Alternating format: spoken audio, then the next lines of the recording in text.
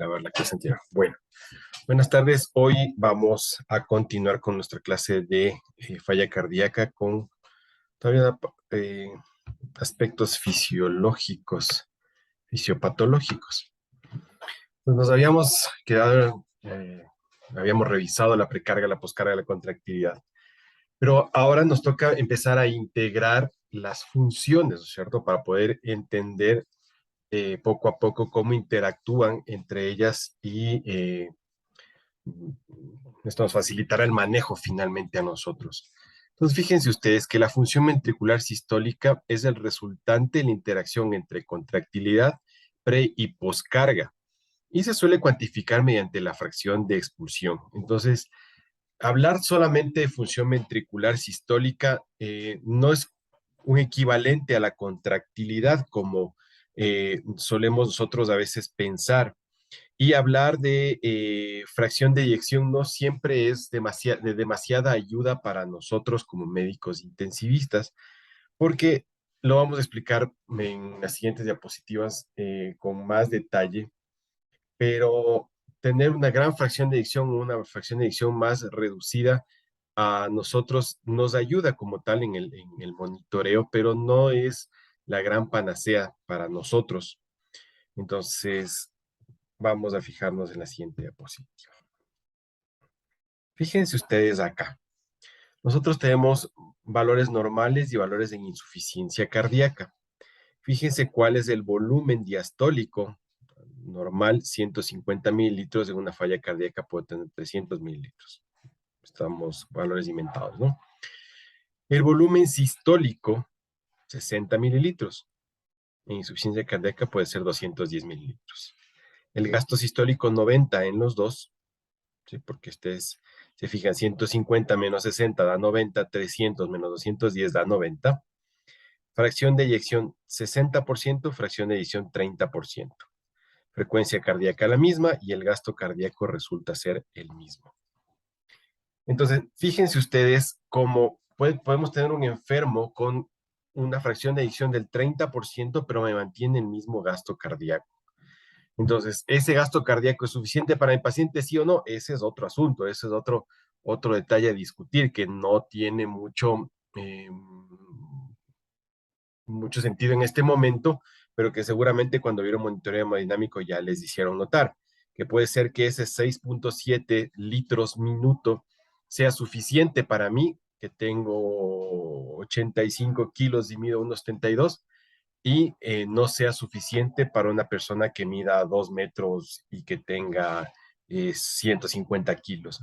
Entonces, lo importante, más que el número como tal de este gasto cardíaco, es el hecho de que ustedes tengan que ese gasto cardíaco, ese índice cardíaco me sostenga perfusión. Entonces, tan complejo para nosotros desde esto y saberlo interpretar es un arte realmente, porque no es lo mismo nosotros tener un valor previo. Por ejemplo, viene el paciente, no, ese paciente ya traía una fracción de eyección del 30%, entonces seguramente el problema es una falla de la contractilidad y eso ya está marcado. Y no siempre es así, porque como veíamos en la diapositiva anterior, es la resultante de la interacción entre la contractilidad pre y poscarga. Entonces, no es solamente el valor de la fracción de eyección, es cómo interactúa todo, precarga, poscarga, contractilidad. Para que se fijen que para nosotros puede ser esto un sesgo demasiado importante en el momento que valoramos y manejamos un paciente, vamos a hacer un pequeño ejercicio acá. Fíjense ustedes, yo tengo un paciente, me voy a inventar los números, ¿cierto? Que tiene un volumen diastólico de 100 mililitros. Pongamos aquí, ojalá se pueda ver. Sí, están viendo mis números chuecos, ¿verdad?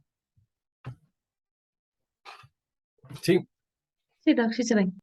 ya. Entonces, ese paciente que tiene 100 mililitros de volumen diastólico, le medimos el volumen sistólico y tiene 50 mililitros. ¿Cuánto sería la fracción de eyección de este paciente? ¿Cuál sería la FEBI de este paciente? vemos que está eyectando la mitad, ¿no es cierto? La fracción de eyección del ventrículo izquierdo de este paciente sería ¿cuánto? La mitad, el 50%. Tiene una FEBI del 50%. Entonces, hasta ahí ningún problema. Un paciente que no tiene una mala fracción de eyección está bien. Pero fíjense que yo tengo un paciente que tiene un volumen diastólico de 50 mililitros. ¿Ok? Tiene un volumen sistólico de 25 mililitros. Seguramente este es un paciente que tiene disfunción diastólica severa también. ¿Ok? ¿Cuánto me da FEBI en este paciente? Igual me da 50%.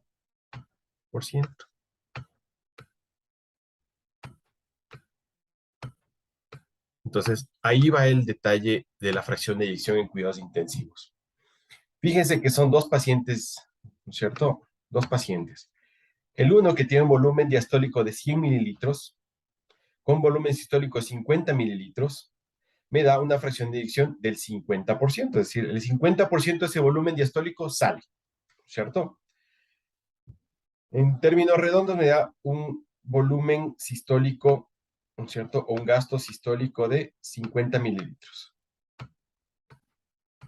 ¿cierto? Mi otro paciente, que tiene un volumen diastólico medido de 50 mililitros y uno sistólico 25 mililitros, va a tener un gasto sistólico de ¿qué? ¿O un volumen sistólico de qué? 25 mililitros. Entonces, si este primer paciente que me quedan 50 mililitros, yo lo tengo latiendo a 70 latidos por minuto, voy a tener 3.5 de gasto cardíaco. ¿Ok? Y a este otro paciente que le tengo latiendo igual a 70 latidos por 25 mililitros de volumen sistólico, me da 1.7. Entonces, fíjense que para nosotros hablar con un paciente con una FEBI de 50% en estos dos escenarios nos puede llevar a cometer errores en el manejo. Y esto quiero que esté bastante claro. ¿Por qué? Porque a nosotros lo que finalmente nos interesa es qué gasto cardíaco tiene este paciente o qué índice cardíaco tiene este paciente y cuánto alcanza de ese, y si con ese gasto nos alcanza para sostener perfusión tisular. ¿Sí? Entonces, los dos pacientes tenemos con fracción de eyección del 50%, pero nuestro volumen sistólico es diametralmente opuesto. Y obviamente, si se mantiene con 75 latidos los dos pacientes, pues nuestros gastos cardíacos también están claramente diferentes. Entonces, ¿qué tanto es para nosotros decidor de qué va a pasar con el enfermo en la fracción de eyección? Muy poco realmente. Podemos tener ese dato, sí, para poder clasificar al enfermo, para poder quizás tomar decisiones pronósticas, sí, puede ser, pero decir que un paciente está bien su contractilidad porque tiene una FEBI preservada es incorrecto en cuidados intensivos. Y esto es algo con lo que ustedes se van a enfrentar día a día. ¿Por qué? Porque muchos de nosotros hemos aprendido hemodinamia y hemos aprendido sin mucha tutorización a hacer ecocardiograma y también sin mucha base a veces de la fisiología cardíaca o la fisiopatología cardíaca, es muy difícil poder entender después del ecocardiograma. Por eso yo les aconsejo que siempre primero aprendan a gatear, luego a caminar, finalmente a correr y después váyanse a una maratón. No pueden entrar ustedes sin saber gatear a correr una maratón. ¿A qué me refiero? En que si nosotros no entendemos para qué o de dónde salen ciertos números de la valoración hemodinámica de mi enfermo, muy probablemente no voy a entender en el contexto y para qué me sirve. Entonces, si ustedes no saben muy bien la base fisiológica de dónde salen esos valores, alguien les va a decir, el paciente tiene un volumen diastólico, una presión de fin de diástole de tanto, un volumen de fin de diástole de tanto, la precarga no responde, ya las pruebas dinámicas de respuesta a fluidos ya no responden. Tenemos que la poscarga está bien, el paciente está con 1800 dinas eh, de resistencias indexadas.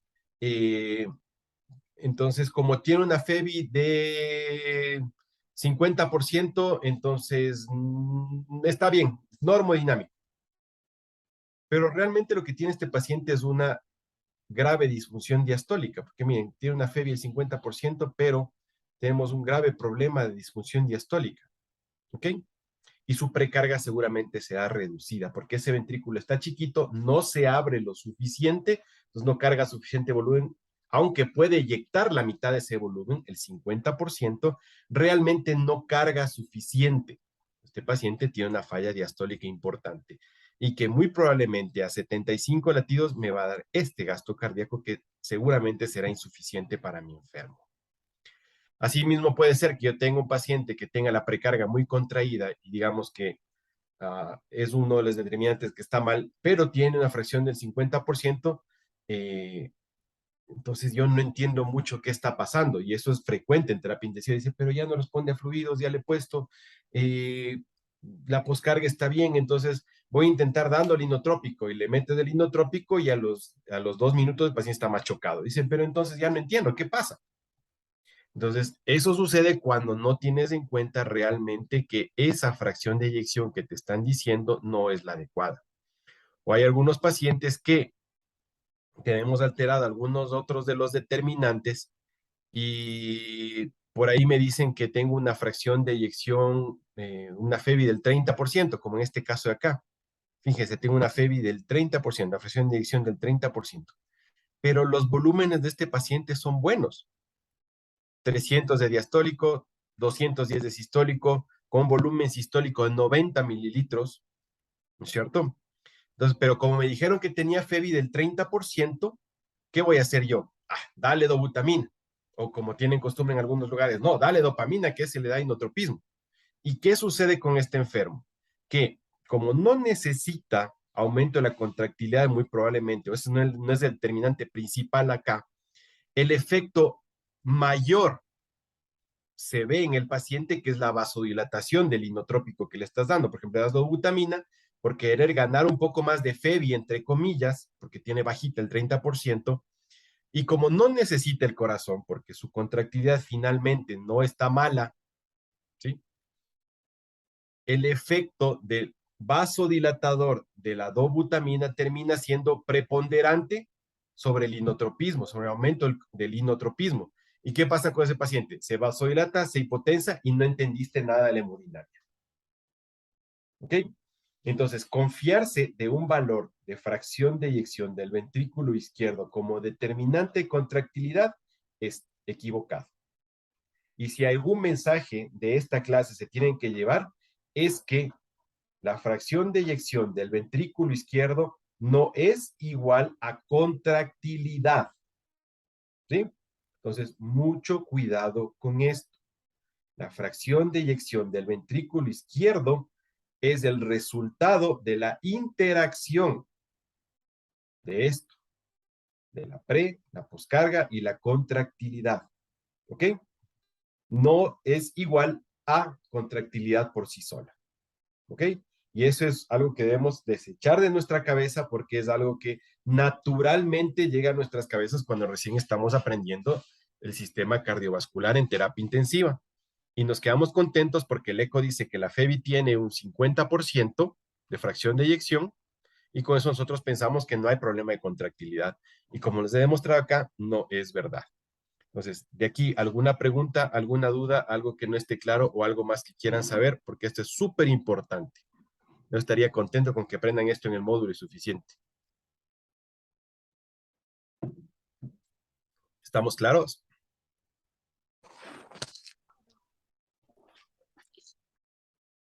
¿Tienen preguntas o dudas? ¿No quedó claro alguna parte de esto?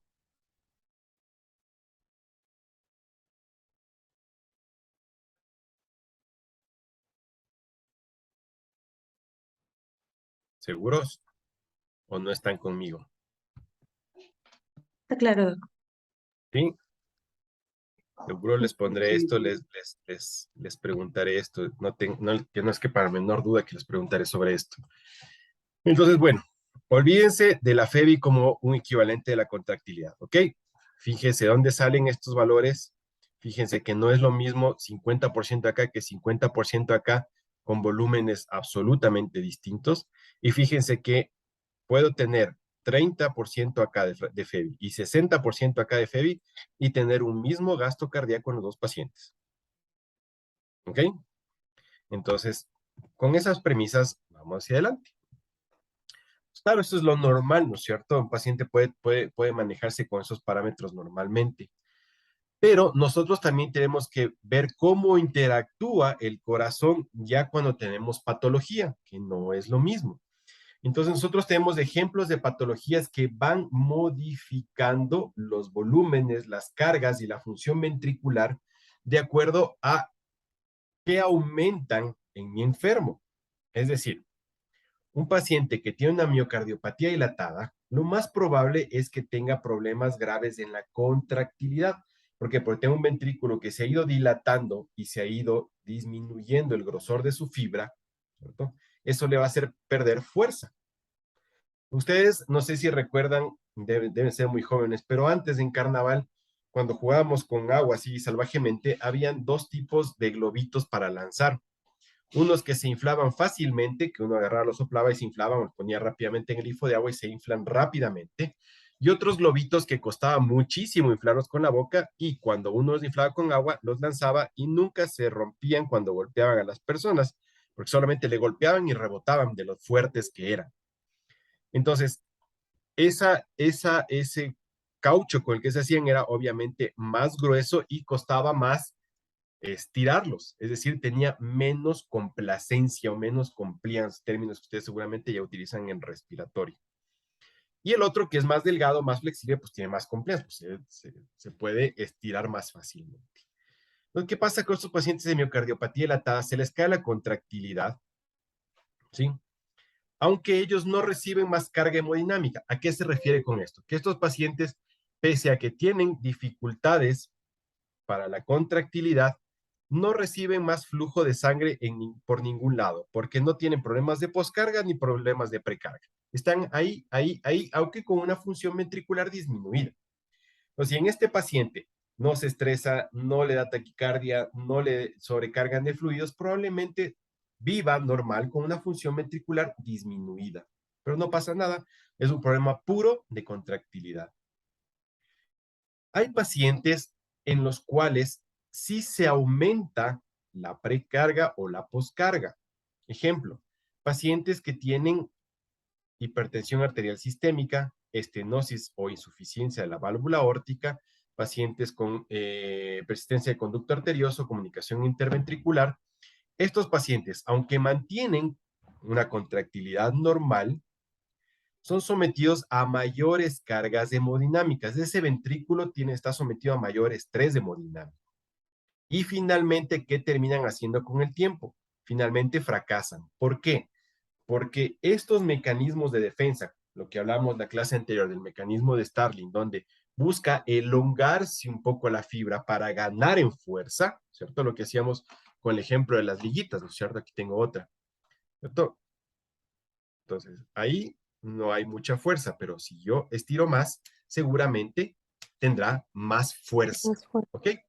Entonces, ese mecanismo progresivamente se va agotando y finalmente la función ventricular va cayendo. Sucede que con la insuficiencia mitral nosotros tenemos un problema que es bastante más combinado, ¿ok? Porque finalmente esta contractilidad puede estar o no disminuida de acuerdo a las fases. Nosotros tenemos menos carga hemodinámica. ¿Por qué? Porque ese fluido ya no sale hacia adelante y no tengo ningún problema en la válvula aórtica. El problema es mitral, ¿sí? Y finalmente la función ventricular se mantiene planita. Entonces, cada una de las enfermedades que yo tengo en el corazón, tengo que ir traduciendo un poco a cómo van los fluidos dentro de las cavidades y las presiones que generan. Eso ya lo vamos a ver en valvulopatías con más detenimiento, ¿sí? Entonces, fíjense, no solamente es la función sistólica la que se puede ver afectada.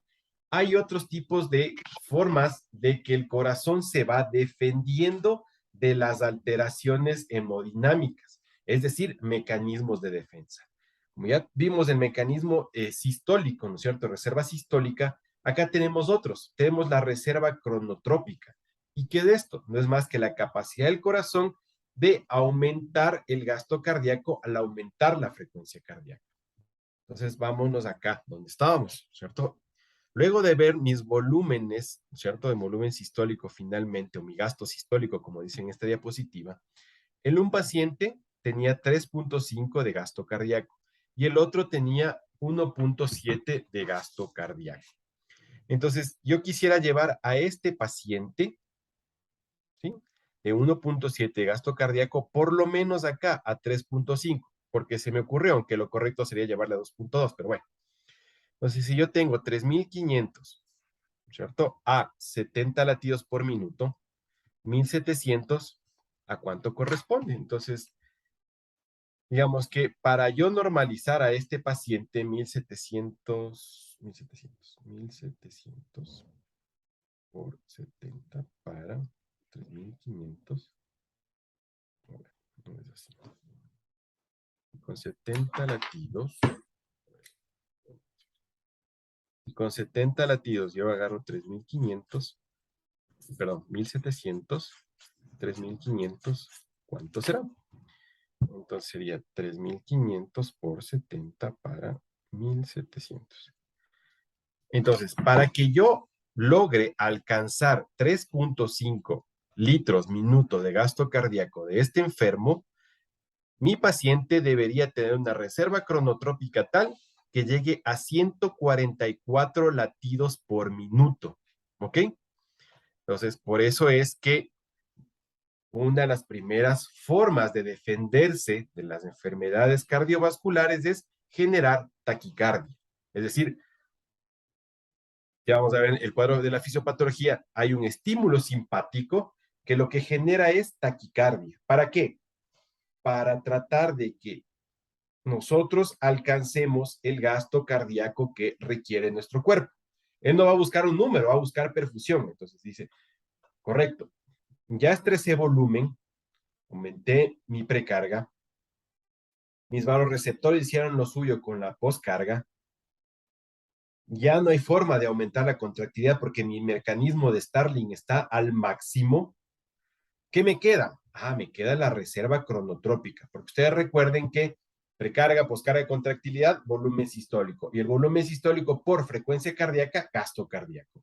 Entonces, si yo tengo ya un volumen sistólico fijo acá, del cual ya no da más precarga, poscarga, contractilidad, no dieron más, pues me queda un as bajo la manga, la reserva cronotrópica. Entonces, ese paciente que está con las justas, ¿cierto? Porque ya no puede echar mano de otro mecanismo de defensa, empieza a dar taquicardia. Entonces, un ejemplo, llegar a 144 latidos que sostendría el gasto cardíaco como el que tenía de 3.5. Claro, esos solamente son ejemplos. En la práctica sucede distinto y hay un momento en que esa frecuencia cardíaca tan alta también resulta deleteria. Pero sin embargo, para ejemplificar este cuadro, pues podemos verlo hasta ahí. En cuanto a la reserva diastólica, es la capacidad del corazón para aumentar el gasto cardíaco a través del mecanismo de Frank Starling y su límite es el edema pulmonar. ¿A qué se refiere esto? Se refiere en que yo puedo, ¿no es cierto?, hacer que mi fibra se elongue y gane, ¿no es cierto?, más volumen dentro de la cavidad cardíaca. Gana más volumen, pero también aumenta la presión. Recuerden que también aumentaba, así como aumenta el volumen de fin de diástole, también aumenta la presión de fin de diástole. Y esta presión de fin de diástole, pues no se queda solamente ahí en el ventrículo, sino que empieza a ganar a la válvula. ¿A cuál válvula? A la válvula mitral, ¿sí?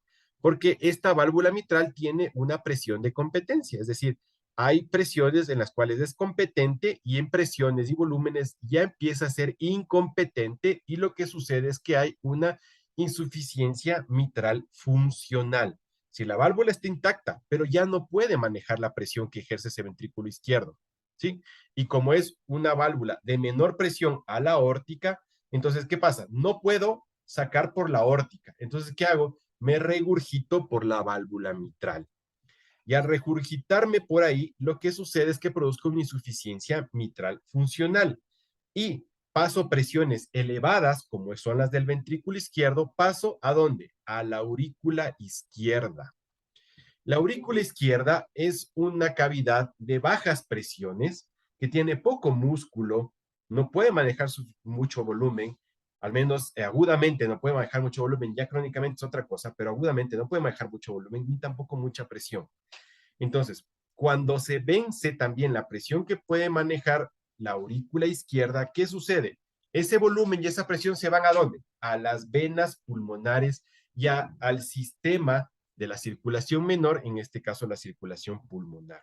Entonces, la hipertensión capilar pulmonar representada por altas presiones capilares pulmonares, altas presiones en cuña pulmonar, y eso se transmite, ¿de qué forma? A edema de pulmón. ¿Sí? Lo que vimos nosotros al principio. ¿Cierto? Esta diapositiva. Entonces, como hay incremento de esta presión hidrostática, que es retrógrada, esta viene desde la aurícula izquierda, ¿sí? Viene por las venas pulmonares, entonces aquí tengo incrementada esta presión hidrostática, el capilar pulmonar. Tengo, aunque incremento el drenaje linfático, no es suficiente y venzo y empiezo ¿a qué? A llenar mi alveolo de líquido pobre en proteínas, como es el edema pulmonar cardiogénico. Entonces, se dice que el límite de la reserva diastólica es el edema pulmonar. Quiere decir esto, cuando yo tengo un enfermo con edema de pulmón, quiere decir que mi mecanismo de Frank Starling en el ventrículo izquierdo fracasó y no pudo manejar ya esas presiones y de forma retrógrada todo se fue hacia aumentar la permeabilidad en mis capilares pulmonares. ¿Correcto? ¿Entendida esta parte?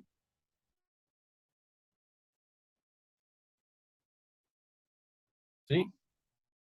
¿Sí están conmigo o solo están prendidas las? Estamos, Sí, estamos. seguro. No les escucho ni les veo a todos. Bueno, ya por lo menos creo que están todos acá. Bueno, ahora, reserva sistólica. Es la capacidad del corazón para aumentar el gasto cardíaco a través de incrementar su contractilidad, lo cual depende de la integridad anátomo-funcional de la miofibrilla. Es decir, yo puedo elongarme, pero que gane más fuerza de contracción dependerá muchísimo de qué, de que la miofibrilla esté íntegra. Entonces, si yo le puedo dar más cargas a mi corazón y mientras no tenga las miofibrillas dañadas, pues voy a tener este mecanismo de aumentar mi contractilidad. Pero si ya tengo la miofibrilla dañada, no lo puedo hacer. Ejemplo clásico, el infarto agudo del miocardio. Cuando el infarto agudo del miocardio es con elevación del ST, habitualmente hay una gran isquemia, necrosis, lesión de las fibras miocárdicas en grandes porciones del corazón que generan que tenga un problema grave de contractilidad. Entonces, no puedo echar mano de mi reserva sistólica, ¿sí? ¿Por qué? Porque esa miofibrilla está dañada. Y por eso es importantísimo en esos pacientes revascularizar rápido. ¿Para qué? Para perder la menor cantidad de miofibrillas y que ese paciente no se quede en insuficiencia cardíaca o choque cardiogénico. Por eso es que siempre se mantiene, y hasta ahora se mantiene y se dice que un paciente que está en choque cardiogénico por infarto agudo del miocardio con elevación del ST tiene que ir a revascularización urgente, ¿sí? Porque es la única forma de que el paciente no se quede en shock. ¿Para qué? Para poder echar mano de su volumen de reserva sistólico.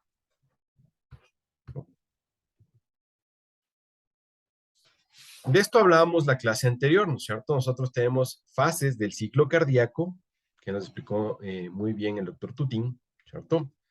Y esto vemos un ventrículo normal. Desafortunadamente no les puedo publicar, no les puedo subir en este momento los videos para hacer los cambios dinámicos con el programa, con el Harvey. Pero bueno, les saqué algunas capturas para que se puedan ustedes relacionar. Fíjense que este es un dibujo normal, bueno, donde tenemos una precarga más o menos de 1200 mililitros. Tenemos una poscarga de 0.82, pero claro, esto está en estas magnitudes de RA, en milímetros por segundo o por mililitro. Y bueno, el otro es en dinas, lo que habitualmente sacamos nosotros, son 1800, 2000 dinas. La contractilidad, sí, está dada acá por la elastancia del ventrículo izquierdo, la elastanza máxima, como vimos en la diapositiva de la clase anterior. El efecto luciotrópico, que tiene que ver con la compliance, ¿no es cierto? Y la frecuencia cardíaca. Entonces, esto me da unos parámetros medios en la arteria pulmonar, por ejemplo, una presión arterial, en la arteria aorta, perdón, de 124/61 con una media 83. Tenemos colocado seguramente un catéter de Swan-Ganz con una arteria pulmonar de 30 histólica con 12 diastólica con una media de 15, ¿cierto? Tenemos la presión en cuña pulmonar de 12 con una PVC de 6. Esto en volumen de fin de diástole, ventrículo izquierdo, ventrículo derecho y algunos valores que claro, son más académicos que otra cosa, porque para poder tener esto deberíamos tener un catéter en la arteria pulmonar y estar midiendo con termodilución. Con termodilución. El volumen de fin de diástole, la presión de fin de diástole, el volumen de fin de sístole, la presión de fin de sístole, el volumen sistólico, el gasto cardíaco, ¿sí? Y fracciones de eyección. Entonces, fíjense cuando hay un problema de contractilidad, ¿qué pasa? ¿Sí? Fíjense que la elastanza que teníamos acá de la elastanza máxima de la contractilidad de 2.21, la hemos bajado a 0.73. Fíjense para dónde se va mi dibujo, para dónde se va la gráfica, se me va para la derecha. Pero más que a dónde se va, porque eso finalmente, que sepas que se va a la derecha o a la izquierda, sí, como parte de la academia está bien, pero cómo cambian presiones, volúmenes y datos finalmente del monitoreo. Fíjense que nosotros teníamos una presión acá, presión de fin de diástole, presión de fin de diástole, ¿cierto? El ventrículo izquierdo de 26, de 16, se me fue a 26, ¿cierto? Entonces hay un cambio importante de presión dentro de ese ventrículo izquierdo, ¿sí? Pero también hay un cambio importante, ¿sí? En el volumen de fin de diástole.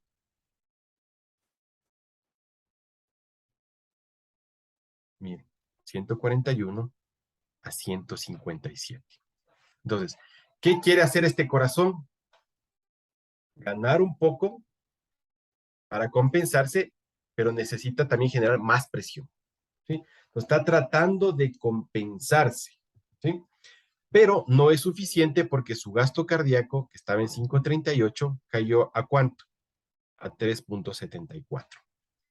Entonces, si bien es cierto, lanzo mi gráfico hacia la derecha, ¿a costa de qué? De aumentar importantemente las presiones en ese ventrículo izquierdo. Y eso al principio es tolerado. ¿Para qué? Para poder nosotros elongar la fibra, ganar presión y finalmente ganar contractilidad. Pero cuando los mecanismos de defensa se van agotando, finalmente el paciente no logra suplir la demanda y si solamente cambia la contractilidad solita, lo cual en la práctica clínica no sucede, nosotros trataríamos de ver que se intenta compensar, pero no es suficiente. Entonces ahí es donde entran de la mano los demás factores para modificar el volumen sistólico del gasto cardíaco.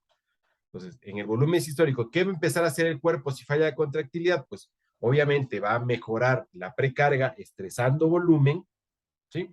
Va a mejorar la precarga probablemente, ¿sí? Los vasoreceptores tratarán de abrir, ¿cierto? Caerán las resistencias, ¿sí? Tendrá menos fuerza que vencer ese ventrículo y también, que es muy importante, y lo primero que sucede es que aumentará también la frecuencia cardíaca para tratar de llevar este gasto cardíaco a donde estaba, ¿sí? O por lo menos a que trate de suplir las demandas que tiene ese enfermo. Probablemente con 3.74 no pase nada todavía, la perfusión esté normal, pero es más o menos para ejemplificar qué fenómenos van sucediendo. Si solo perdiéramos contractilidad sería facilito, ¿no es cierto? Esto lo devuelvo acá como con inotrópico, se acabó. Pero no funciona así de puro. Estos son modelos básicamente experimentales puritos. Fíjense qué sucede cuando hay problemas en la precarga. Nosotros teníamos 1200 mililitros de volumen. Acá nosotros tenemos la mitad, 610.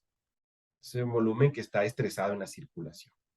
Entonces, cuando hay problemas con la precarga, nos vamos hacia el otro lado, ¿sí? Fíjense que nuestro dibujito se va para la izquierda, ¿ok? Y terminamos acá. ¿Qué sucede con nuestras presiones y nuestros volúmenes? ¿Sí? Nosotros tenemos... no se nos ha capturado por aquí. Pero bueno, lo que podemos ver acá es que se nos está disminuyendo más o menos en esta misma medida el gasto cardíaco. ¿Ok? Entonces, ¿qué va sacrificando aquí? Obviamente el volumen de fin de diástole será menor y la presión de fin de diástole también será menor. ¿Por qué? Porque no puedo llenar la cavidad. Entonces, como no puedo llenar la cavidad, no puede llenarse de aire, pues es imposible. Entonces la cavidad se vuelve más corta. Y ahí es donde nosotros podemos encontrar lo que cuando ustedes vean monitoreo con ecocardiograma es que el kissing papilar, es decir, vemos el ventrículo izquierdo con sus músculos papilares que empiezan como a tocarse, como a besarse. ¿Por qué? Porque es una cavidad vacía. ¿Por qué? Porque el volumen de fin de diástole y las presiones de fin de diástole son mucho menores que en un paciente normal. Entonces, ¿cómo se representa ecocardiográficamente con el kissing papilar? ¿Por qué? Pues una cavidad vacía. ¿Ok? No, no está, o sea, vacía entre comillas, ¿no? A pesar que se queda sin sangre. Son los muertitos se quedan sin sangre, pero acá básicamente se reduce el tamaño. Problemas con la poscarga. Si bien es cierto, ustedes fíjense que la inicial está acá abajo, no hay mucho cambio en cuanto tiene que ver a volúmenes. De hecho, se puede ganar hasta inclusive un poco de volumen como mecanismo de defensa, pero sí se gana un poco en presiones, no mayor cosa.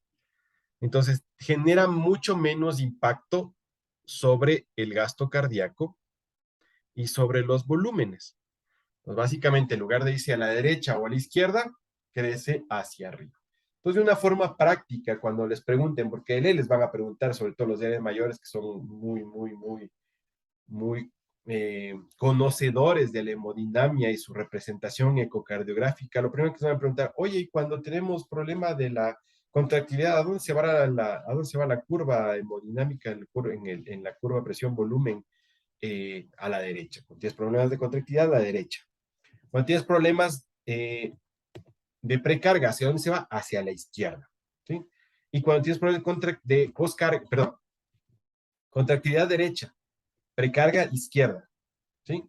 Poscarga hacia arriba, ¿ok? Entonces, de una forma general.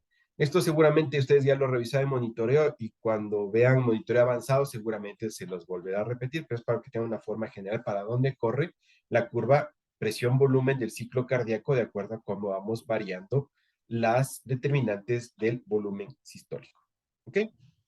Acá tenemos la capacidad luciotrópica y generalmente no, mientras el mecanismo de defensa se mantenga, es decir, el tiempo de relajación ventricular, ¿sí? Puede moverse mayormente, puede moverse mucho, pero mientras se mantienen los otros mecanismos de defensa, el bucle no cambia demasiado realmente.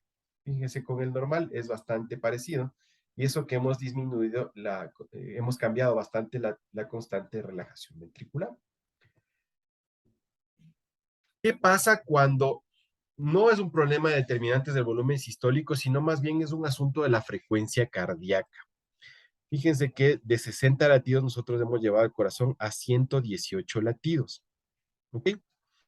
Y en un corazón sano, donde no tiene problemas de distensibilidad, es decir, su función diastólica es normal, tampoco es que cambian demasiado volúmenes y presiones. Si ustedes se fijan del bucle original, simplemente se ha reducido un poquitín, ¿sí? Probablemente disminuyó un poco el volumen volumen de fin de diástole y aumentaron un poco las presiones, eh, pero no es significativo realmente. Aumentó la presión un poco, aumentó el gasto cardíaco, pero mientras el corazón está sano no hay muchos problemas. Pero si el paciente tiene graves problemas de la compliance de ese ventrículo izquierdo, en este caso, es decir, es un ventrículo que no es distensible, que es una cavidad chiquita, que no carga suficiente volumen y genera presiones altas rápidamente porque es un ventrículo duro, ¿ok?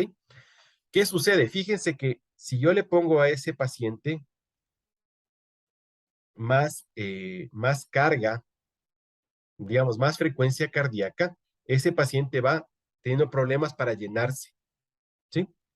Y no tiene el tiempo suficiente para llenarse y cada vez los volúmenes son más chiquitos. Y ese es un problema muy, muy, muy, pero muy frecuente en nuestro medio, donde hay un montón de hipertensos mal controlados. Terminan siendo ventrículos hipertróficos duros que no toleran los cambios de frecuencia cardíaca. Por eso es que una base fundamental de su manejo son los beta bloqueantes. Para que su frecuencia cardíaca sea menor, tengan, o sea, que sea una cavidad chiquitita, tengan tiempo suficiente de llenarse, porque si le das más frecuencia más rápida no se va a llenar nunca, ¿sí? Entonces, ¿por qué? Porque es un ventrículo poco distensible. Entonces, bueno, ya lo verán más adelante también en monitoreo avanzado, pero hasta ahí. Ahora vamos a ver cuando un paciente va generando síntomas de insuficiencia cardíaca, ¿sí? Fíjense que hasta ahora hemos hablado pura fisiología, de fisiopatología, y finalmente nuestro paciente no cae en insuficiencia cardíaca tan fácilmente. Para que nosotros veamos un paciente que cae en insuficiencia cardíaca, al igual que como vemos un paciente en sepsis que cae en choque séptico, tiene que haber pasado muchas cosas, y entre ellas que los mecanismos de defensa se agoten, ¿ok? Entonces, cuando los mecanismos de defensa se agotan, pasa a ser paciente de terapia intensiva, porque mientras no se agoten, no necesita soportes especiales. Pero cuando ya se agotan, el paciente realmente entra en falla cardíaca severa o en choque cardiogénico. Igual que en la sepsis. Pacientes sépticos sí están en los pisos ahí tratando de sostener sus mecanismos de defensa y el rato menos pensado ya fracasan los mecanismos de defensa y el paciente entra en choque séptico y requiere de nuestro apoyo. Lo mismo en el corazón. Entonces un paciente empieza a los actores de ese paciente, es decir, su descarga, su precarga, su contractilidad, su frecuencia cardíaca, empiezan a deteriorarse, sus mecanismos de reserva cronotrópica, sistólica, diastólica, luciotrópica, empiezan a agotarse, entonces el gasto cardíaco cae. ¿Y qué hace nuestro cuerpo? Dispara su sistema adrenérgico y el eje renina-angiotensina-aldosterona. ¿Para qué? Para tratar de sostener su gasto cardíaco y su perfusión a la vez. Pero a costa de algo. Nada es gratis en esta vida. Entonces, como nada es gratis en esta vida, esto genera ¿qué? Congestión venosa pulmonar y sistémica. Entonces, el paciente empieza a retener fluidos, a hincharse, y ahí es donde nosotros podemos ver que el paciente está descompensando. Eso está mayormente explicado en este cuadro, que es el cuadro de la fisiopatología de la insuficiencia cardíaca. Entonces, lo que hablamos, disminución de gasto cardíaco, disminución de la presión de pulso, ¿cierto? Entonces, lo que el paciente estaba así empieza a disminuir la presión de pulso. ¿A costa de qué? A costa de sístole, habitualmente, porque trata de defender la diástole. Como les habían dicho, tiene una presión de pulso chiquita. Pacientes con 90-60 de presión, 90-70 de presión. Generalmente hay que pensar en corazón, como les había dicho. La diástole está defendida, ojo, ese paciente probablemente tiene un componente cardíaco, probablemente. Entonces, ¿qué pasa? Se cae la presión de pulso y nuestros varoreceptores detectan, hey, algo malo está pasando con la presión nuestra, ¿cierto? Entonces, como algo malo pasa con la presión, vamos a disparar nuestra primera línea de defensa. Sistema adrenérgico, aumento de síntesis de catecolaminas, frecuencia cardíaca incrementada, ¿cierto? Aumento del inotropismo también y Esto aumenta finalmente el gasto cardíaco porque si no es por inotropismo, gano por frecuencia y trato de compensar ese gasto cardíaco que estaba disminuyendo. ¿A costa de qué? A costa de aumento de la síntesis de catecolaminas. El sistema adrenérgico se dispara. ¿Sí? Pero ¿qué pasa? Si nosotros tenemos este sistema adrenérgico todo el tiempo activado, lo que va a suceder es que vamos a producir cardiotoxicidad. Es decir, ese corazón ya no va a poder tolerar todo este problema mucho tiempo, la taquicardia. ¿Ok? Entonces, ese es un problema muy grande para nuestro corazón, que finalmente termina siendo cardiotoxicidad. ¿Ok? Por el otro lado, se dispara el eje renina-angiotensina-aldosterona. ¿Cómo? Disminuye la perfusión renal. ¿Sí? Cae el gasto, cae el gasto cardíaco, cae el gasto urinario. Por eso, si se fijarán en muchas de las terapias intensivas donde ustedes rotan o van a rotar, la mayoría de tratantes que tienen más tiempo de experiencia en la terapia intensiva se fijan muchísimo en cuanto orina el enfermo. ¿Por qué? Porque es uno de los primeros mecanismos de defensa donde uno se puede dar cuenta que algo malo está pasando con la hemodinamia de mi enfermo, cuando empieza a tener alteraciones del gasto urinario. Ahora sabemos que depende de muchísimas otras cosas, ¿no? Antes solo pensábamos que era baja cantidad de sangre y presión hacia los riñones.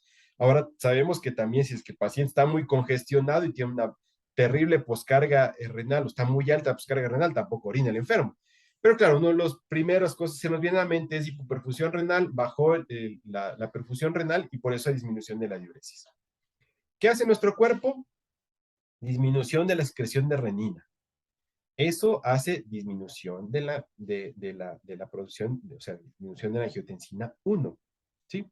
Y esto, disminución de la angiotensina 2. ¿Para qué? Para aumentar la aldosterona, retener líquidos, y esto finalmente aumenta la precarga.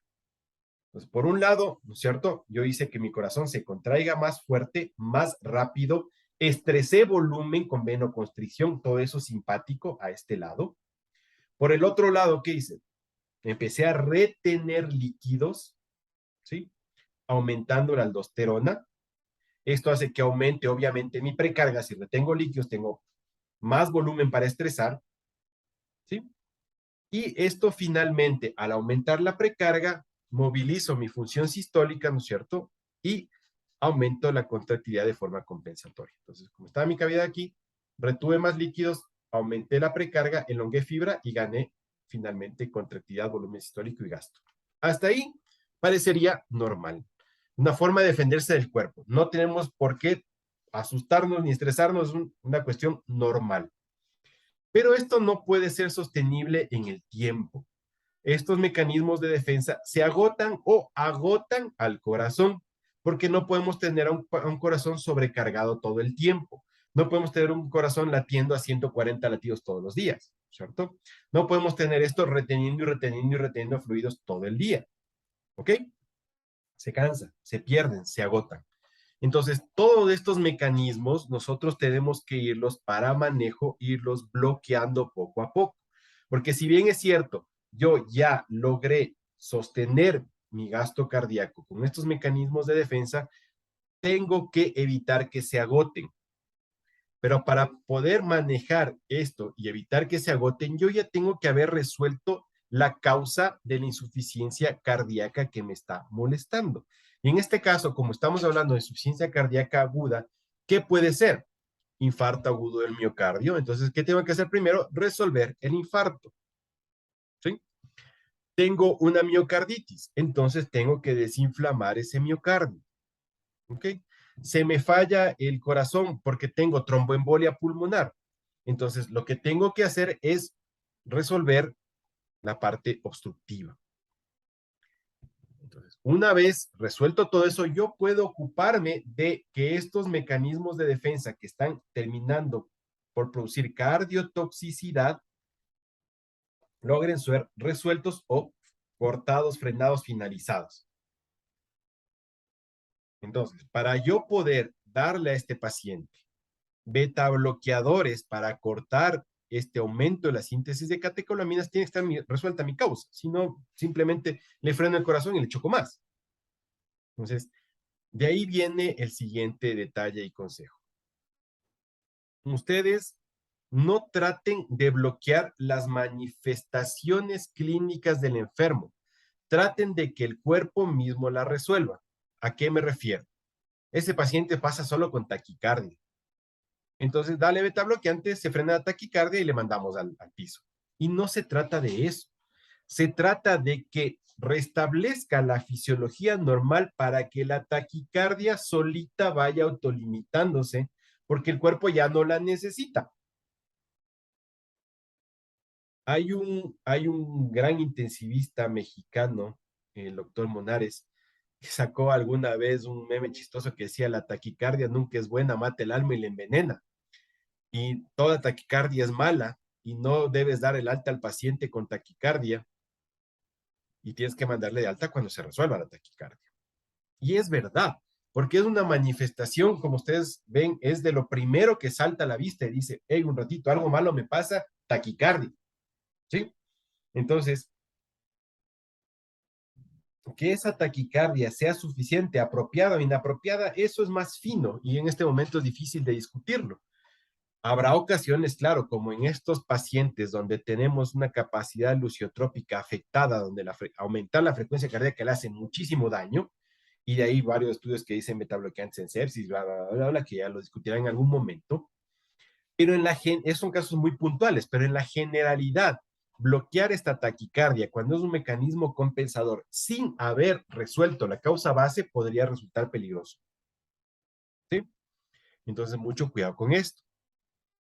Ahora, ¿dónde más radica el tratamiento del paciente con falla cardíaca? Luego de haber resuelto la causa base que genera la insuficiencia cardíaca aguda, claro, ya una vez que está resuelto y ve el momento exacto de dar beta bloqueadas para que ese mecanismo no se agote, puedo también utilizar acá, cortar esto, la conversión de la renina-angiotensina a aldosterona, ¿cierto? ¿Con qué?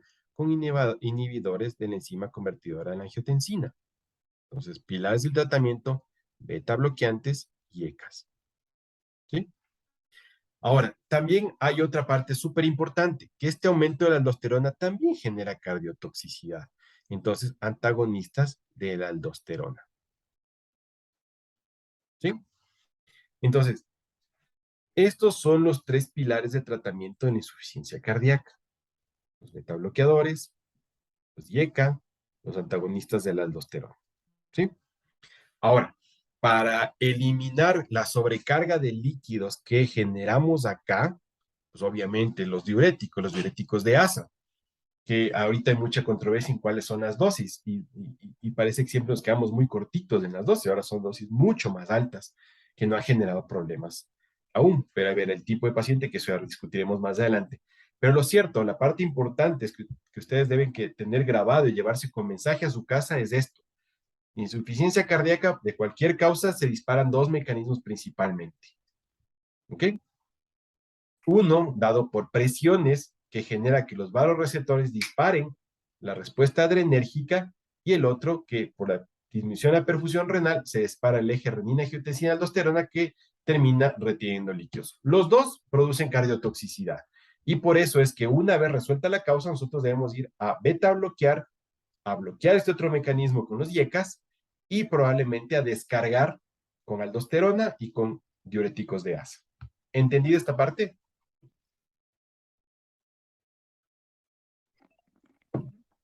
Sí, Estamos claros.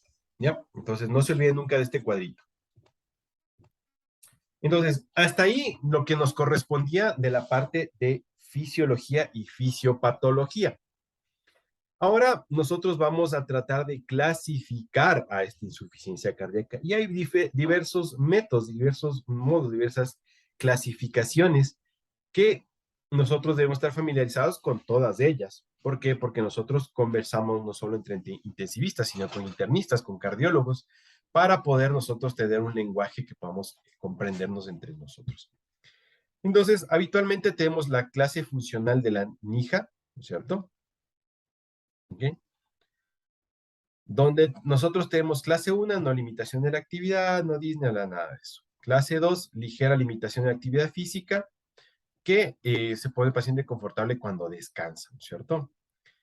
Puede hacer sus actividades normales, pueden generar un poco de fatiga, palpitación o disnea, pero es muy leve. La clase 3, donde ya tiene una marcada limitación de la actividad física. Y la clase 4, cuando ya no puede hacer actividad física. ¿Ok? Pero además de la clasificación funcional de la Asociación del Corazón de Nueva York, nosotros tenemos también la clasificación de la AJA, de la Asociación Americana del Corazón, que nos dice que nosotros tenemos estadios de falla cardíaca, ¿cierto?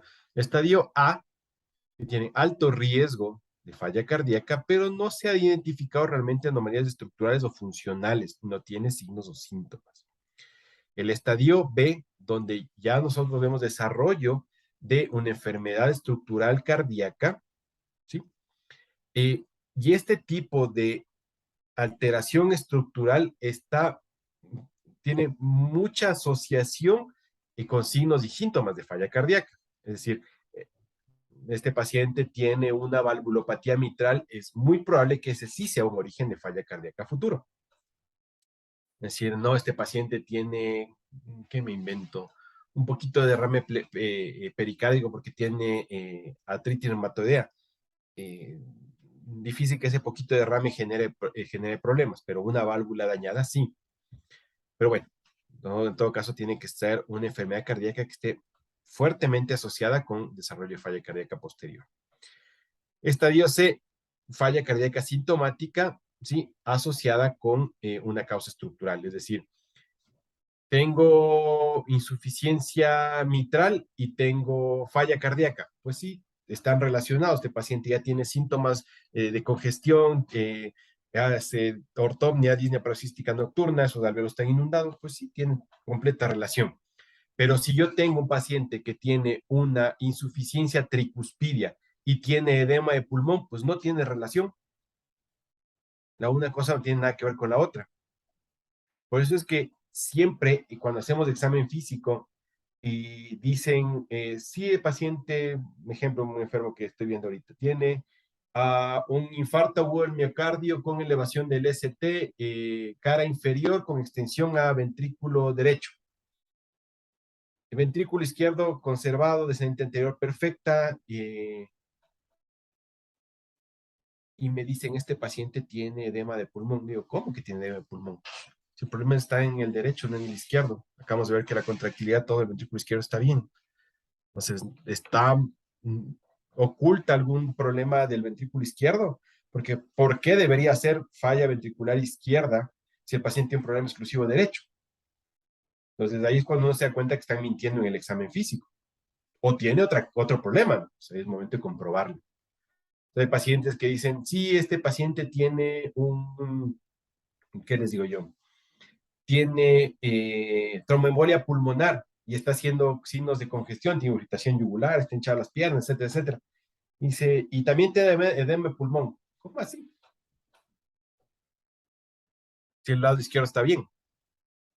Entonces, tiene que haber una relación causa-síntomas, ¿verdad? Estadio D, enfermedad cardíaca estructural avanzada con síntomas marcados de falla cardíaca a pesar de que esté optimizado el tratamiento.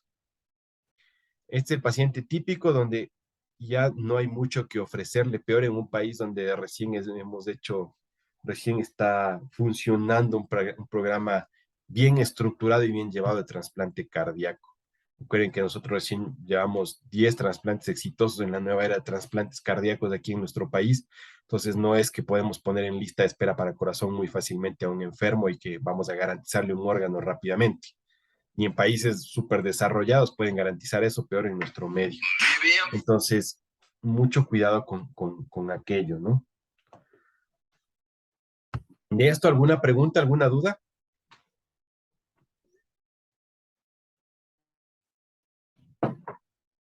¿Así?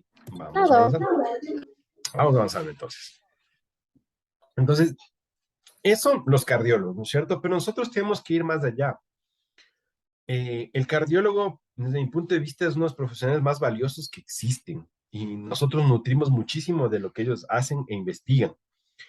Pero nosotros también tenemos que no solamente ver el corazón, sino ver la hemodinamia en completo. ¿Cierto? Nosotros solamente ver contractilidad, funciones históricas, no, a nosotros nos interesa ver el completo, cómo esas modificaciones de la performance cardíaca ventrículo derecho izquierdo generan problemas sistémicos, porque nosotros vemos al paciente su global, en su conjunto. Entonces, fíjense que nosotros podemos tener nuestra insuficiencia cardíaca con problemas anterógrados y retrógrados, tanto del corazón derecho izquierdo o ventrículo izquierdo derecho, como ustedes quieran llamarle. Pero fíjense, corazón derecho, problemas anterógrados, ¿sí? Eyección disminuida hacia la arteria pulmonar con bajo gasto cardíaco. ¿Qué genera esto? Estenosis pulmonar, hipertensión pulmonar. Entonces, tengo una pared para el ventrículo derecho donde no puede avanzar la sangre, habitualmente en la hipertensión pulmonar severa o el estenosis pulmonar. La estenosis pulmonar generalmente es congénita. Y la hipertensión pulmonar, habitualmente las primarias son muy difíciles de manejar, porque, como ya vamos a ver más adelante, el ventrículo derecho tiene menos fibra miocárdica. Algunos dicen que es una vena un poco más gruesa nada más. Entonces es muy difícil hacerle ganar contractilidad, que menos fibra, y vencer la presión de la arteria pulmonar a veces es bien complicado. Cuando tenemos problemas retrógrados del ventrículo derecho, la presión venosa sistémica se incrementa. Entonces, ¿qué es lo primero que yo veo? Que aumenta, ¿no es cierto? Y vemos aumentada y grande las venas yugulares, la ingurgitación yugular. Como les decía, esto se valora con el paciente a 45 grados. No acostado porque seguramente a muchos de nosotros se nos ingurgitarán las yugulares cuando estemos totalmente planos. Debemos estar a 45 grados para ver realmente si nos ingurgita o no.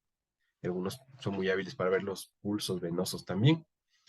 Generalmente, ¿por qué se causa esto? Por taponamiento cardíaco, pericarditis constrictiva.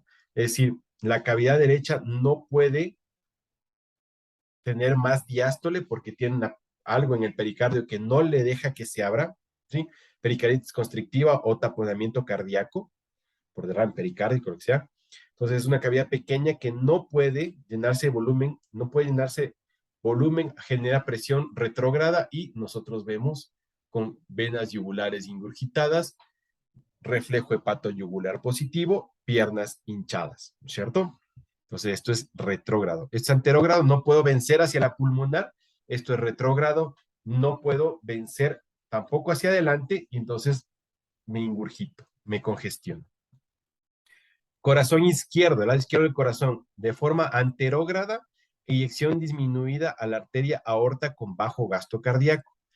Ejemplos típicos de enfermedades que tienen este mecanismo fisiopatológico: estenosis de la válvula aórtica, cardiomiopatía dilatada con endocarditis. No tengo suficiente fuerza para sacar sangre hacia adelante. Hacia atrás, de forma retrógrada, presión venosa sistémica incrementada. ¿Por qué? Lo explicaba. No hay capacidad suficiente ventrículo izquierdo, se regresa por la mitad, se regresa a la aurícula, se regresa a la circulación capilar pulmonar. Ejemplo típico: el paciente con estenosis mitral o cardiomiopatía hipertrófica. Cavidades pequeñas, de alta presión, no logra manejar eso a la válvula mitral y empieza a refluir hacia atrás. Otro tipo de clasificar de acuerdo a la fracción de eyección. Pacientes con insuficiencia cardíaca con FEBI reducida o fracción de eyección del ventrículo izquierdo reducida, ¿sí? Entonces, la mayoría de esfuerzos terapéuticos a través de muchísimos años han sido para poder manejar la insuficiencia cardíaca con fracción de eyección reducida. Pero también hay otros tipos de pacientes que debemos manejar. Por ejemplo, pacientes con insuficiencia cardíaca con fracción de eyección preservada, ¿sí? Entonces, insuficiencia cardíaca, otras personas le llaman insuficiencia cardíaca diastólica, ¿sí? En esto se ha trabajado menos, ahora se trabaja un poco más, pero hay pacientes, no todos los pacientes eh, con insuficiencia cardíaca tienen fracción de eyección reducida, hay algunos que la tienen conservada. Entonces hay diferentes grupos, diferentes clasificaciones, no es lo mismo leer en europeo que leer americano, no es lo mismo las adaptaciones latinas que hacemos arbitrariamente, Pero bueno, aquí está una idea, un grupo intermedio entre 41 y 49, características similares a la anterior, pacientes con fracción de eyección mejorada, es decir, con el tratamiento subió del 40%. Todas estas clasificaciones, ustedes yo les he subido la guía para que tengan un poco más claro, para que tengan un poco más de información. Es más o menos un cuadrito informativo de más o menos cómo se forman, ¿no? Más de 40, digamos, menos de 40 reducida, y ese grupo entre 40 y 50, un grupo en el limbo que más bien tienen disfunciones diastólicas, y un grupo que tenía menos de 40, pero con el tratamiento optimizado lo mejoramos, ¿ok? Entonces eso está más claro en la guía. Ahora bien, también esta terminología puede un poco combinarse con los parámetros hemodinámicos y con los valores que nosotros podemos adquirir a través del monitoreo invasivo, mínimamente invasivo, el que dispongan. Entonces, fíjense ustedes que los estadios clínicos a veces nosotros podemos representarlo con valores de monitoreo y clasificarlos finalmente clínicamente con los cuadrantes de Killy-Forrester que vamos a ver más adelante. Entonces, un paciente con insuficiencia cardíaca congestiva aguda descompensada, tipo 1, ¿cierto? Clase funcional 1. No quiero decir clases en este cuadro, pero bueno. Nosotros podemos ver que la frecuencia cardíaca puede estar no aumentada, la presión arterial sistólica puede estar normal, un poquito baja o alta, no hay mucha diferencia en eso. El índice cardíaco se mantiene generalmente plano, normal. La PCP no está elevada ligeramente y se encuentra en cuadrante 2 de Killy. Un estadio 2, insuficiencia cardíaca aguda con hipertensión. Fíjense que sí puede haber insuficiencia cardíaca con hipertensión, por eso es que hay que tener muchísimo cuidado cuando uno ve a un enfermo con hipertensión, puede fallar el corazón por esto. Entonces tenemos presiones altas, frecuencias cardíacas altas, ten hiperadrenergia ese enfermo, tratando de compensar. El índice cardíaco puede mantenerse igual, aumentado, disminuido, no hay mucho cambio, pero ya empezamos a ver signos de problemas capilares pulmonares. La presión capilar pulmonar se sube de 18, aunque ahora realmente el corte es 15, ¿no? En las nuevas guías de hipertensión pulmonar hablan de que la PCP normal es 15 o menos. Entonces aquí es un cuadrito más antiguo y dice 18. Este paciente ya puede estar en cualquiera de los otros cuadrantes. Ya vamos a ver los cuadrantes. 4A y 4B, pacientes con choque cardiogénico, síndrome de bajo gasto, shock cardiogénico grave. Estos son pacientes que pueden tener frecuencia cardíaca aumentada, están hiperadrenérgicos. La presión arterial puede estar normal o puede estarse cayendo ya. El índice cardíaco bajo en un síndrome de bajo gasto cardíaco y un shock cardiogénico ya menos de 2.2. Aquí sí es uno de los lugares donde para clasificar tenemos número mágico también. Recuerden eso, los números mágicos, que es muy arbitrario y poco aplicable. Pero bueno, hablan de un gasto cardíaco menor de 2.2 para hablar realmente de un índice cardíaco, perdón, menor de 2.2 para hablar de choque cardiogénico. Una PSP elevada, ¿sí? Aquí hablan de 18, les digo, ahora se ve que es 15 el número, y la presión media de la pulmonar en 25, pero bueno, es la presión capilar pulmonar. Y también hay fallas cardíacas, como ustedes conocen muy bien desde el pregrado, con gasto cardíaco elevado. Típico en paciente que está con crisis tirotóxica, ¿cierto? Un paciente de una fístula arteriovenosa, un paciente anémico que tiene alto gasto cardíaco, porque sus mecanismos de defensa de adrenergia, todo lo tienen el paciente dándole a toda, pero también está fallado, ¿ok? Entonces, estos pacientes habitualmente tienen normalmente alta la frecuencia cardíaca, la presión normal, el índice cardíaco normalizado, la PSP puede estar normal y es un paciente que está en cuadrantes 2 de Killy. Y la insuficiencia cardíaca aguda derecha normalmente tiene frecuencias bajas y estos pacientes habitualmente vienen muy acompañados de bloqueos auriculoventriculares. La presión arterial sistólica suele estar baja, el índice cardíaco suele estar bajo, la presión capilar pulmonar está baja, pues no llegamos a manejar y levantar presiones de forma anterógrada como para tener una presión capilar baja, y está en el cuadrante 1 de Forrester porque teóricamente no tiene síntomas de disnea.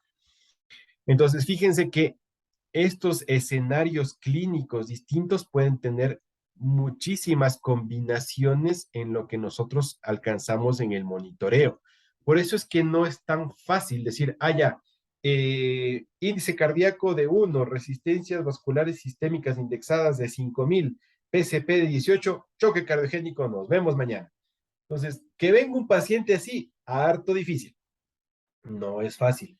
Entonces, encontrar pacientes puros en nuestras unidades de cuidados intensivos, no los encontramos. Entonces, esto es más bien didáctico, y lo que nosotros debemos poder es dilucidar en nuestro paciente clínicamente dónde está, corroboramos con nuestro monitoreo y entonces damos el tratamiento. Entonces, no es tan sencillo como ver 4 números en la pantalla y dar el tratamiento. No funciona así la terapia intensiva. Porque ese mismo paciente que ven infartado puede ser que venga con una infección urinaria. Entonces se nos empiezan a mezclar los patrones y ahí es donde nos perdemos. Ahí es donde queremos poner dobutamina a todo el mundo y como nos fue mal con la dobutamina, ponemos dopamina o adrenalina a todo el mundo. Y empezamos a fracasar con la perfusión sistémica. Entonces, ese arte de poder diferenciar dónde está mi paciente y a dónde lo quiero llevar y con qué fármaco lo voy a llevar, es lo que ustedes van a ir aprendiendo con el tiempo. Pero no pueden llegar a eso si no saben la parte básica, la parte fundamental, que es una gran carga del pregrado de la fisiología que ustedes ya deben saber y que a ninguno de nosotros nos enseñaron, que es verdad que lamentablemente es muy floja la fisiología y la fisiopatología de nuestras universidades, al menos donde yo me formé. Y una vez comprendido eso, la traducción clínica, poder interpretar dónde está mi paciente y con qué fármaco lo voy a corregir. ¿Ok? Entonces, fíjense que esto de la clínica, aunque la mayoría de intensivistas modernos, entre comillas, hablan de que ya eso no existe, que eso no tiene poco valor científico, que ahora es lo objetivo, el monitoreo con eco, y si no tienes eso no sirve nada, que botemos y quememos en una hoguera de leña verde a todos los estetoscopios o fonendoscopios que existan en el mundo, porque eso ya es obsoleto, no sirve, y que mejor le pones el eco, y etcétera, etcétera. Va a llegarles un montón de ese tipo de información. Obviamente que mientras uno tenga más valores, más equipos y más sofisticados, puedo llegar a diagnósticos más precisos. Eso es natural en la medicina. Si no, estaríamos quemando los resonadores magnéticos porque ahora quiero solamente, digamos, voy a quemar tomógrafos, pues solo quiero resonancia y así. Y no es así. Cada cosa tiene su indicación y nosotros debemos aprender cómo la medicina es. Historia clínica bien hecha, examen físico bien hecho, y una vez que tengo mi sospecha diagnóstica, sindromática o como ustedes quieran, ahí yo pido mis exámenes para confirmar lo que yo estoy pensando aquí, utilizando mi cabeza.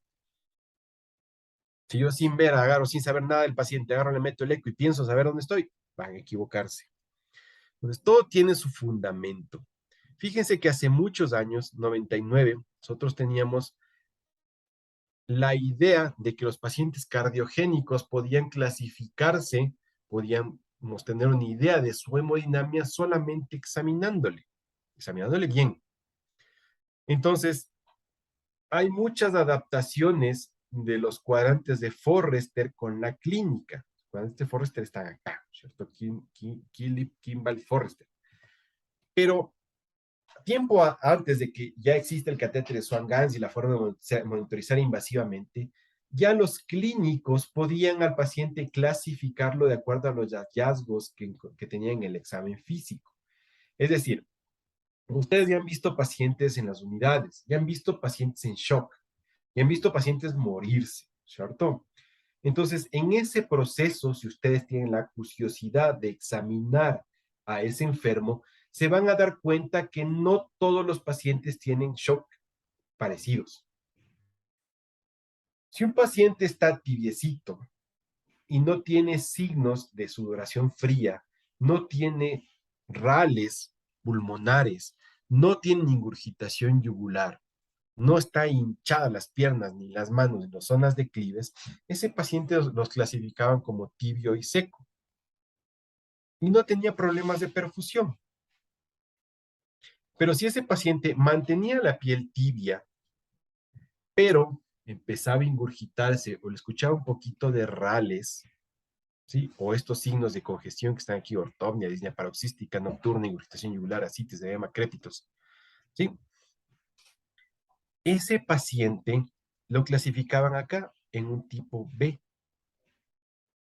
tibio y seco, es decir, no tenía ninguno de estos signos de mala perfusión, no estaba nubilado, ni hiponatrémico, ni extremidades frías, ni hipotensión, o sea, le dabas un yeque, ¡pum!, se caía la presión, ni disfunción renal. Este paciente está bien perfundido, ahora tenemos llenado capilar, escordemoteado, un poco de cosas más. Pero si este paciente estaba tibio, es decir, no tenía nada de esto, y seco, nada de esto, lo ponían por acá, cuadrante A. Si el paciente estaba tibio, es decir, no tenía problemas de baja perfusión, pero estaba ya con signos húmedos, lo clasificaban por acá, en el B. Si el paciente estaba frío, es decir, ya tenía estos datos de hipoperfusión, pero no tenía estos signos de congestión, lo ponían acá, frío y seco. Y el paciente que reunía tanto los signos y síntomas de congestión como los de baja perfusión, ese paciente que está frío, que está con sudor pegajoso, frío, ¿no es cierto? Ese paciente lo más probable es que esté en este cuadrante acá, el tipo C.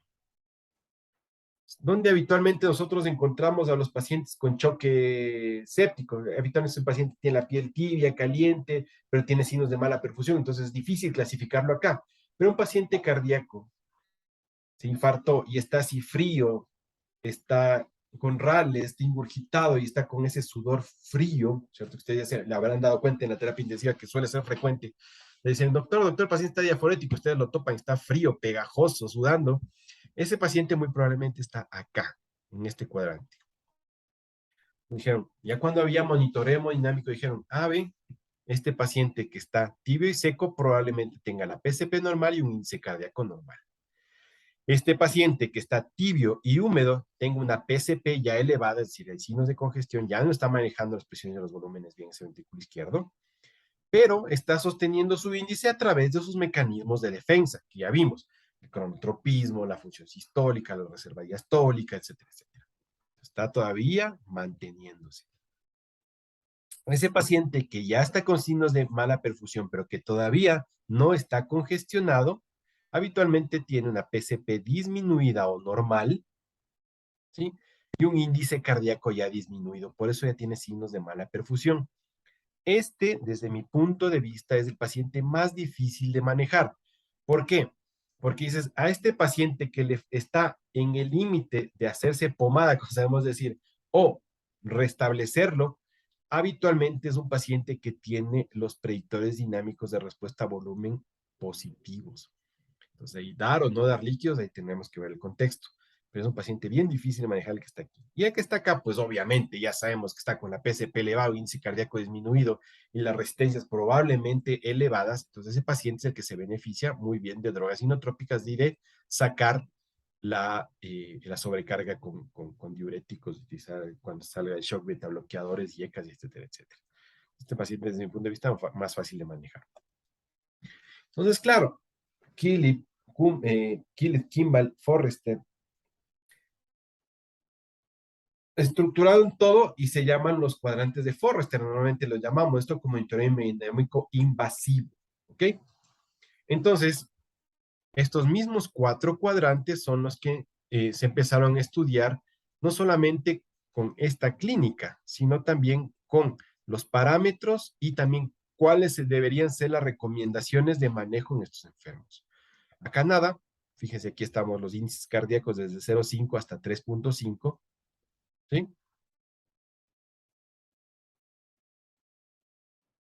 Índice cardíaco. Y acá nosotros tenemos valores de PCP. Entonces, este paciente normal, donde estamos manejando un índice cardíaco sobre 2,2 y una PCP hasta 18 por acá. Ahora yo trazaría una liñita acá en el 15, según la nueva, lo que salió recién de la guía de la hipertensión pulmonar. Yo trazaría una liñita, pero una línea chueca. Acá en 15. Correríamos un poquito el cuadro para acá. Pero bueno, lo cierto es que por ahí va.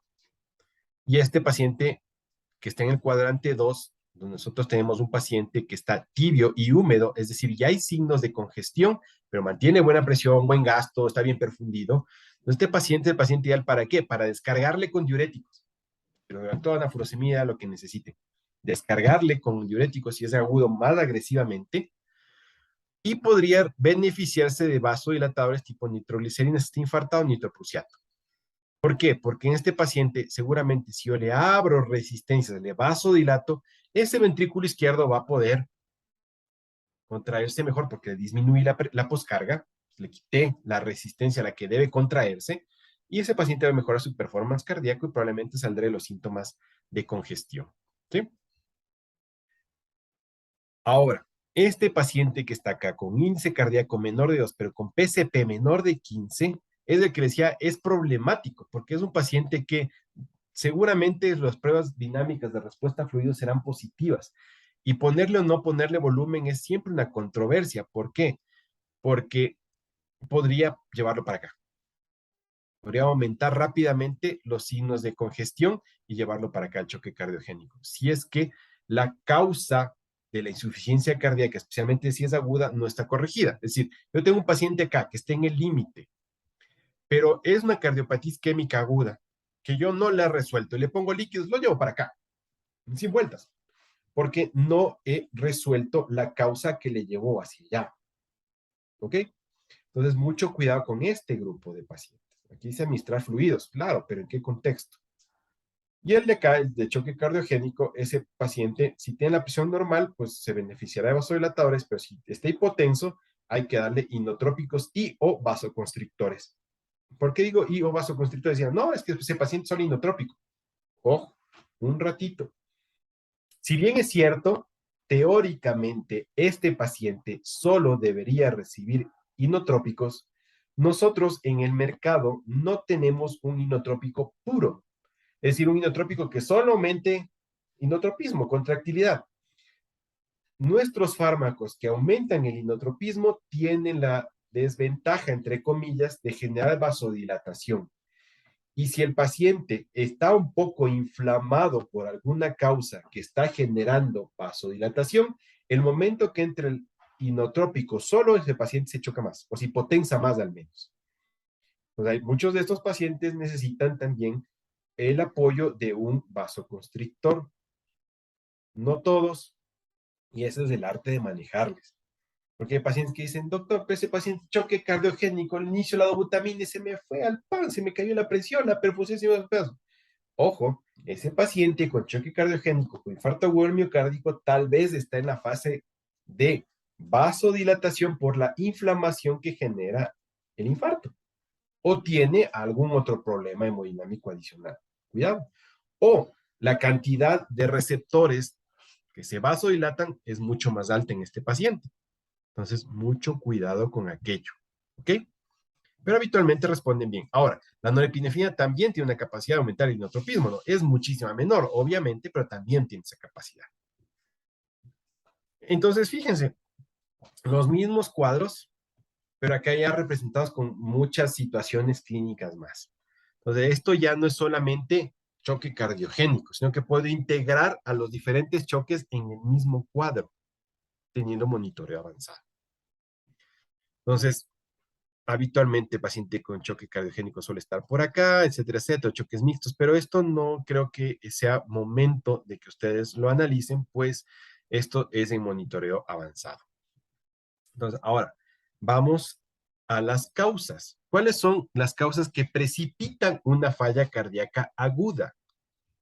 Primero, que el paciente no haya tomado la medicina, que es la más típica en nuestro medio, porque ya sabemos que nuestro sistema de salud no es fuerte, es deficiente, y hoy vengo por mis medicinas, pero no me dieron ninguna, y no tengo plata para comprarlas. Eso es lo que pasa habitualmente en mi institución, que ustedes saben, en el hospital que trabajo de la parte pública, que la gente llega y no recibe su medicina por cuestiones se escapan de nuestras manos, pero es lo que suele suceder desde hace más o menos 10, 14 años. Eso no ha cambiado. Entonces, no cumplen con la medicación. También hay adultos mayores que no pueden cumplir la medicación porque no saben, no conocen, no nos damos el tiempo suficiente de explicarles de por qué deben tomar. Y créanme que de lo poco que yo he hecho consulta externa en mi vida, me topo muy frecuentemente con esto, que es el hecho de que el adulto mayor, nadie le advierte que no debe dejar la medicina, no debe dejar de tomar la medicina, nadie le advierte que es medicación continua. Me dicen, sí, las 60 tabletitas que me dieron, sí me tomé. ¿Y hace cuánto dejó de tomar? Hace 3 meses, porque se me acabaron. Nadie le dice que tiene que regresar a la consulta por más, o tiene que seguir comprando hasta que consiga consulta. Y eso es muy frecuente en nuestros adultos mayores, inclusive más jóvenes también. Y en gente que tiene a veces niveles intelectuales, culturales, lo que ustedes quieran, bastante buenos. Igual tiene fallas en esto, porque no es falla de ellos, es falla del médico, que no le explica bien. No cumplen con la dieta, los pacientes que irrespetan la disminución del consumo de sal es muy frecuente, entonces la disminución del consumo de sal lo que hace es que retener líquidos y empezamos a fallarnos. Síndromes coronarios agudos cada vez más frecuentes y después de la época COVID, me parece, espero que ya se haga algún trabajo serio de esto, que hay muchísimos más infartos agudos del miocardio con gran carga trombótica, especialmente en jóvenes que tuvieron COVID. Entonces habría que estudiarlo y representarlo en números, pero hay bastante síndrome coronario agudo actualmente. Arritmias cardíacas, como ustedes se fijaron, el hecho de mover extremadamente las frecuencias cardíacas tiene mucho, mucho impacto sobre el gasto cardíaco, el índice cardíaco. Disfunción valvular aguda, esto suele estar acompañado al síndrome coronario agudo. Eh, Crisis hipertensiva, el aumento severo de la poscarga va a generar estrés parietal sistólico importante, ¿no es cierto? Y esto finalmente va a terminar causando falla cardíaca, esto ya vimos en la primera clase. Las infecciones es una de las causas muy frecuentes que llevan nuestros adultos mayores o pacientes que tienen falla cardíaca crónica con fracciones de eyecciones reducidas, los lleva rápidamente las infecciones al paciente a la terapia intensiva. Entonces, habitualmente nosotros solemos decir, paciente con falla cardíaca aguda, descompensada en la UCI, busca la infección. Busca la infección porque es muy probable que no haya tolerado la demanda superior que representa estar séptico. Y la anemia también es causa frecuente, aunque no de las más comunes. Las más comunes son estas: falta de cumplimiento del medicamento y de la dieta en países desarrollados. Eh, Ahora bien, ¿cuáles son datos en nuestra historia clínica que a mí me deberían llevar a hacer pensar que el paciente tiene insuficiencia cardíaca o que su disnea es de origen cardíaco o no cardíaco? Entonces, pacientes que tienen con disnea de origen cardíaco y disnea de origen no cardíaco. Entonces, la edad no hay mucha diferencia.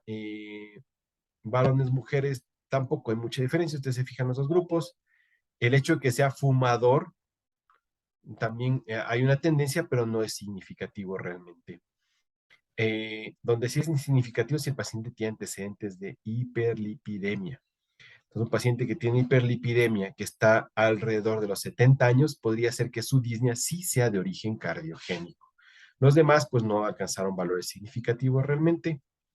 Nosotros podríamos pensar en ese grupo de pacientes que estudiaron, ¿no?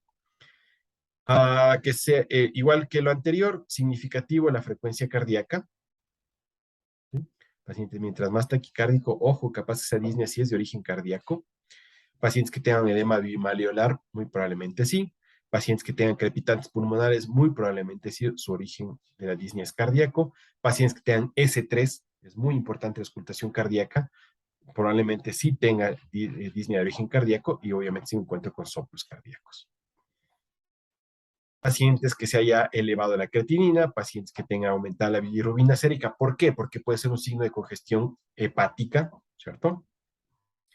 Obviamente, pacientes que tengan troponina positiva, pacientes que tengan saturación de oxígeno muy baja, ¿sí? Pacientes que tengan ninguno de estos más, ninguno es significativo. Esto es de forma general, ¿no?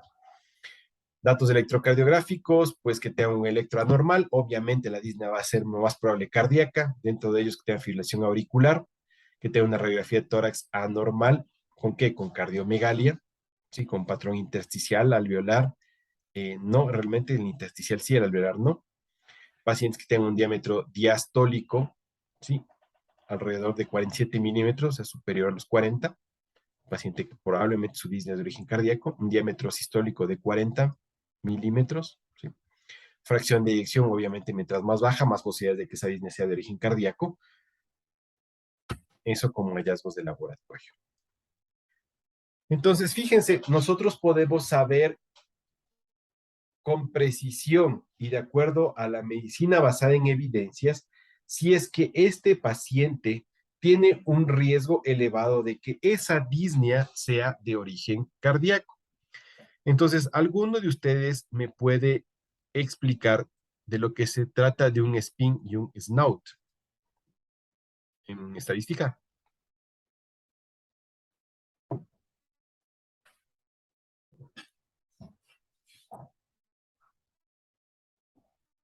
¿No? ¿Ya se durmieron? ¿Ya se fueron? No, No, doc. ¿Cómo no van a saber si eso es de aquí pregrado? estamos. Pero ¿quién me explica qué es un spin y qué es un snout?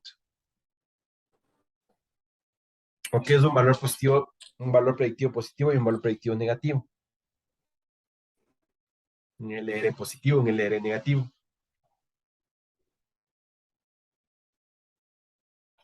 No, No, doc. en serio, no puede ser. ¿Cómo entraron al posgrado? No, no.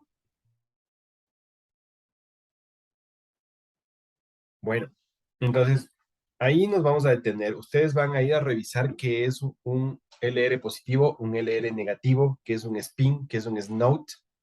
Y con eso nosotros vamos a poder entrar a diagnosticar a mi paciente con falla cardíaca, porque si no entienden esa parte, pues no vamos a poder avanzar en esto de acá. ¿A qué me refiero? Este mundo, este mundo tan, eh, que avanza tan rápido de la medicina, más en cardiología, eso estudia muchísimo, evidencias, estudios grandes, enormes, muchos de ellos obviamente son orientados por la industria farmacéutica, no se decía en terapia intensiva, nosotros somos medio abandonados en ese sentido y en buena hora, pero eh, es parte fundamental del posgradista de terapia intensiva que entienda estadística, bioestadística, medicina basada en evidencias. ¿Por qué? Porque si nosotros quedamos contentos con esto, con la clínica, pues sí, la mayoría va a poder sacar adelante las cosas. Pero siempre va a haber la persona que diga, no, es que eso qué evidencia tiene y esto. Y ustedes deben estar en la capacidad de poder conversar con este tipo de personas que siempre te sacan el último estudio con la evidencia que salió anteayer. Y quizás ni siquiera es fuerte, pero igual como salió ayer ya es la evidencia. Pero ustedes deben saber manejar ese ámbito también como formación integral de su posgrado. Entonces, claro, me dicen, no, doctor, ves, como le decían, quemen los fonendoscopios, quemen al libro de semiología, el de propedéutica, eso no sirve, todo desde el eco, vamos, que no sé qué. Sí, no. ¿Por qué? Porque ustedes aquí, si se fijan en estas diapositivas, nosotros a los hallazgos del examen clínico le damos un valor que me van a ayudar a predecir si este paciente tiene o no tiene falla cardíaca. Porque mientras el paciente viene a su consulta o les traen a la sala de terapia intensiva y está hablando y le dice, ¿cómo está, señor? Dice, sí, verá, yo dejé de tomar mi medicamento, empecé a sentirme cansado, después ya me estaba hinchando por las tardes y en la noche tenía que sentarme porque no podía dormir y me ponía 4 horas más para dormir y finalmente terminé abriendo la ventana a las 3 de la mañana a 6 grados centígrados porque me faltaba el aire. Y ahora está hipotenso y mal perfundido. Más fácil que eso no hay. Pero cuando viene el paciente que ha estado 15 días en el servicio de medicina interna y ya llega a sus manos intubado, hinchado, mal perfundido, con buena presión y ya con norepinefrina, ¿dónde estamos? ¿Qué pasó? ¿Cuál es el problema? ¿Está infectado? ¿No está infectado? ¿Se taponó? ¿Hizo tromboembolia? ¿Qué pasó con este enfermo? ¿Dónde está el choque? Entonces, ustedes tienen que tener la capacidad de discernir cuáles son los signos, síntomas que realmente me ayudan a confirmar o descartar una enfermedad. De todos estos signos, síntomas y hallazgos de laboratorio que están aquí en estas diapositivas, ¿cuáles realmente me sirven para confirmar o para descartar una enfermedad? Hugo, dime. ¿Estás Doctor, levantando? sí, Claro. mil disculpas, Doctor. doctor. Disculpe, lo que es que pasa justamente ahorita nos Allá. coincide esta clase y bueno, vamos a entrar a la otra clase. No sé si podríamos, disculpe usted, dejar hasta ahí la clase para no perdernos lo que continúa. Mil disculpas. Bueno, está bien. Nos vemos la próxima. Adiós. Gracias, doctor. Disculpe la molestia. No. No. Sí. Doc, la grabación, ¿dónde le va a subir en la plataforma? No lo sé, ya voy a ver, ¿ya? Vayan a la Ya. otra clase. Nos vemos. Adiós.